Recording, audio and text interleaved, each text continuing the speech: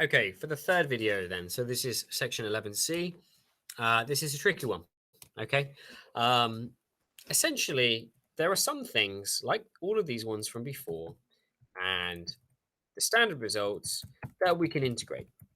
However, um, there are some things that just because of the way that they're written and the powers, and you will understand more later why these things can't be integrated. Okay. You'll be able to spot later why it's very tricky. But some things, like these written the way that they are, cannot currently be integrated as they are written. So we need to use identities and double angles and things like this to change how they're written. Okay. Now, this is different to differentiation because differentiation, if you remember, I said, even if you have something like this, you can think of inside, outside. Differentiation is generally much easier to do. Okay, and that might be hard to believe, but it is generally easier to do. Integration is sort of like a puzzle that you need to solve, and sometimes part of solving that puzzle is changing the way that it's written. So sine squared x, you might just be thinking, well, why is the answer? Um, well, I'll show you. Let me try and remember exactly what students try and do. You might think that you could just do this from the previous video. You might say, well, I'll make it to the power of 3 because 2 goes to 3. I'll divide by that new power. And then when you test this, some of you might say, like, oh, the problem is it creates an extra cos. So you need to undo this extra cos. So you do that. That's wrong. Okay. Why is that wrong? The reason why it's wrong is if you look at what I've written there in front of you, to differentiate that, you would need the quotient rule. And when you use the quotient rule, it will give you a different answer to this one here. So you cannot just do this thing here. I've heard this quite a few times. Absolutely no. Okay. The only balancing and stuff you can do, like we did in the previous video, is when it's a constant term, when it's a number. Okay. You can't do it with functions of x. So, how are we going to rewrite this one here? Well, what equations does sine squared, what identities maybe, does sine squared appear in? There is one that it does appear in. Well, there's a few that it appears in, but this one in particular is a very, very useful one. So, cos of 2x, this is one of the ways that it can be written. Okay. Now, obviously, we've talked before about making sure that you can remember that and tricks, so you can watch the previous videos for that. I'm going to assume that you can get this result here quickly. So, why would you want to do that? Well, what you can do is you can rearrange. You're integrating sine squared, and sine squared is in here. So, if you do a little bit of manipulation, swap those ones there, divide by 2, you will get this result here. And the advantage of this result, a half, a half is very easy to integrate. Cos, as long as there's no power, cos is very, very easy to integrate. It's just sine, isn't it? Now, there is like cos 2x, so you have to do this cancelling out, sorry, this balancing thing. So it's not super, super easy or anything, but it's possible. Okay. So in general, when we've got powers, when we've got something to a power of like 2, maybe even 3 or whatever, and there's no other pieces, look to the left and the right, there's nothing else to help you with this puzzle. Um, this could be very, very tricky if you have like sine to the power of 3x or cos squared x or something. You need to use some tricks, and this is the trick. Okay, so cos double angle lets you write things out so that the maximum power that appears is 1. Well, actually, there's no power at all here, really, is there? It's just, sorry, cos of 2x. And this is a standard result that you know. So then you can easily integrate it to sine. So that's what we do for sine squared. And it probably doesn't come as too much of a surprise that we do the same thing for cos squared as well. Now, cos squared appears in the double angle, but obviously the double angle cannot be in this form because it only has sine squared. So this would be 2 cos squared x minus 1. And what we're going to do is we're going to rearrange this to sort of substitute away the cos squared with stuff about 1 and cos and all this sort of stuff in a very similar way. So that's the rule, that's the rearrangement, And then a half integrates very nicely to a half x. And that one there, we've seen in the previous section that we can integrate that one as well. Okay, so sine squared, cos squared can be done that way.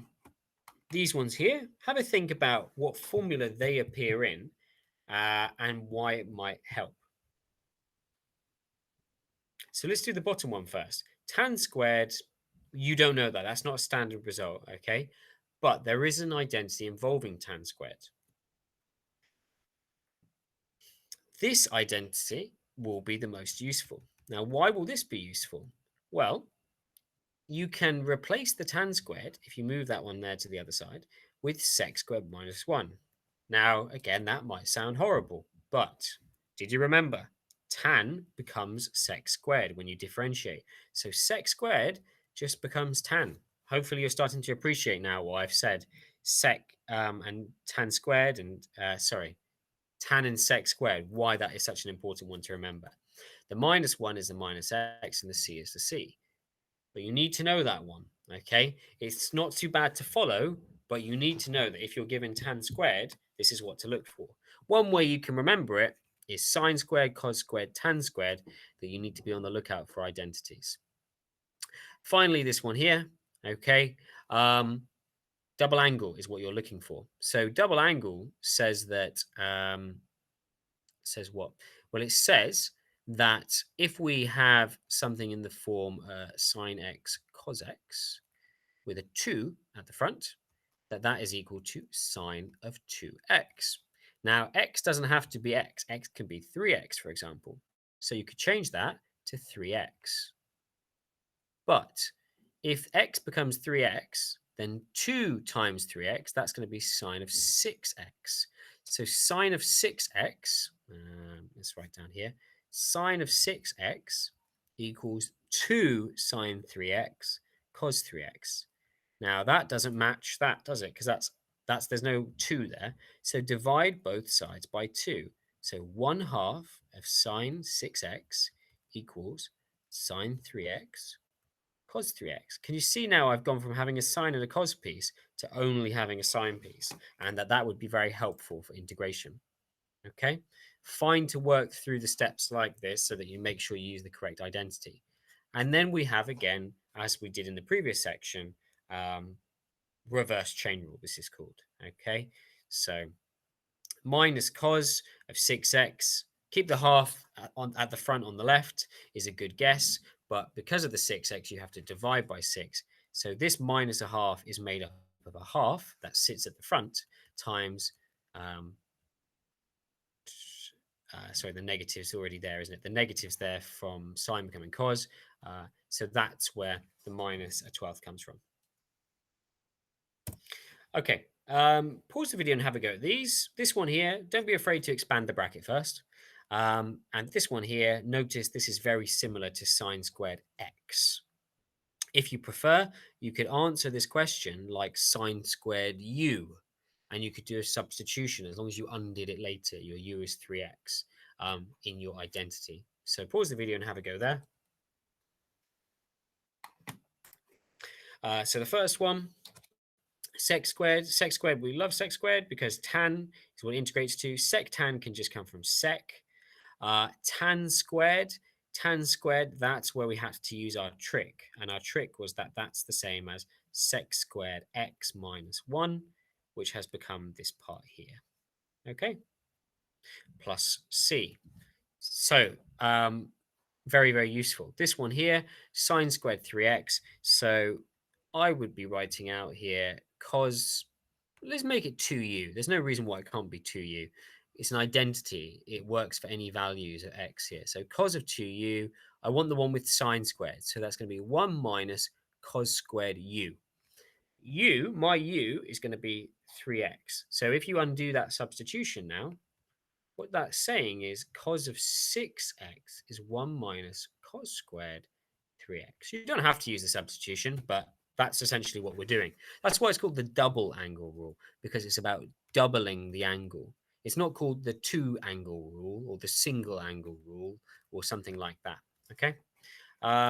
It also has limits on it, this one. So you actually need to use the limits and you need to be working in radians. Okay. So we got the result there. And that takes you to 11C. So we looked at using standard results, tweaking standard results with the reverse chain rule. Although we can do that by substitution, it's good to be able to do it quickly with reverse chain rule. And then we've also looked at a couple of special cases. I'm going to call these ones here sort of special cases where you use identities. And interestingly, there's more than one way that you can write these answers. So if you're looking at a textbook, you might have a different answer for sine squared and cos squares. But there's different ways you can write it. Okay, that's the end of 11C.